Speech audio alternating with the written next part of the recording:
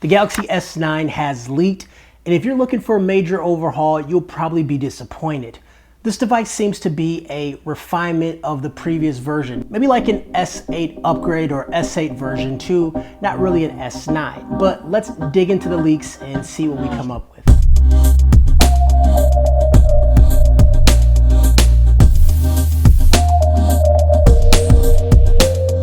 The Galaxy S9 has found its way to the FCC and also found its way to case manufacturers. Also, anytime a case company has a device, what they do is actually leak it themselves because that's free publicity for the case company. Regardless, we take all that information, some common sense, and we have a really good picture of what the S9 is going to be. The Galaxy S9 is going to get a 200 milliamp battery increase.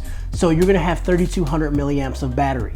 The S9 Plus should have around 3500 milliamp battery, but that is not yet confirmed. From the renders, we still see the headphone jack and we also see the Bixby button. The S9 Plus has dual cameras while the S9 has a singular camera, but something to note about the cameras, they are now using this vertical orientation versus the horizontal orientation, very similar to the iPhone 10. The fingerprint scanner will actually go under the cameras too instead of to the side of the cameras, which should make it easier to get to because naturally your finger is here anyways. A lot of phones have adopted the fingerprint scanner on the back, and also they put it right in the middle of the phone, which makes it pretty easy to get to. So Samsung is listening to the consumers, listening to the reviewers, and making that change. Yes. So we do know there's going to be 4 gigabytes and also 6 gigabytes as far as RAM, and I'm guessing the 4 gigabytes for the smaller version, whereas the 6 gigabytes is going to be for the larger version. Both devices will have Snapdragon 845, which is the newest processor. And we look at benchmarks, Geekbench is showing 20% faster processing, while you get 30% faster multi-core processing. Take that with a grain of salt. We don't know what 20 and 30% looks like, but anytime the numbers go up, it's generally a good thing. Now besides that, we're going to expect the same screen size, 5.8 AMOLED display on the smaller device, whereas the 6.2 inch will be on the bigger S9 Plus. Both of them will have Quad HD resolution and an 18.5 by 9 aspect ratio. Also, you can expect water and dust resistant, that does not change, and nothing as far as cameras have changed as far as a spec boost that we've seen, so everything's going to be on the software side of things.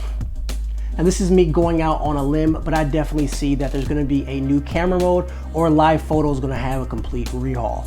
And the reason I say that is that when you compare live mode to the iPhone 10 portrait mode, or you compare it to the Google Pixel 2 portrait mode, live photo is bad compared to those cameras. The bar is definitely raised, and Samsung likes to come up to the competition, even emulate the competition sometimes while finding a way to make it better. So I'm excited to see what Samsung is doing, but maybe it's too much happening at one time and we'll see the difference on the Note. And this right here is actually a one that just came out while editing this video.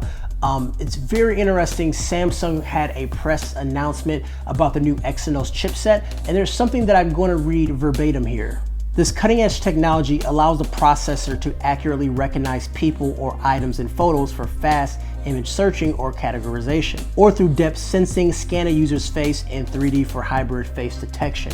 To me, it sounds like what the iPhone 10 is doing with the face recognition, the Animoji, so I'm interested to see what Samsung does with that. Face to unlock will be the obvious thing here because, you know, the S8 had it and the Note had it, but are they going to take it a step further and give us something a little bit different? Hopefully it's more than just face stickers or Animoji type of things, but I'm excited to see what Samsung does with this technology.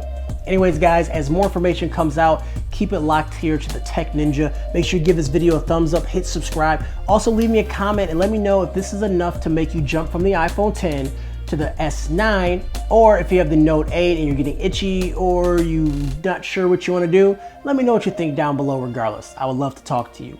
Anyways guys, I'm Kevin the Tech Ninja. Have a great day. Holla at you later.